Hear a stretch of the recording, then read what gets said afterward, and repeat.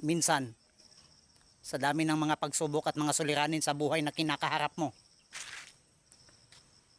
gusto mo na lang sabihin na time lang muna dahil pagod na ako at gusto ko lang magpahinga. Pero alam mo na hindi pwede yan dahil wala namang time out sa lahat ng mga pagsubok at suliranin sa buhay ng tao. Kaya imbis na panghihinaan ka ng loob, dapat tapatan mo na lang yan ng tatag at tiwala sa sarili na sana balang araw malalampasan mo rin ang lahat ng yan.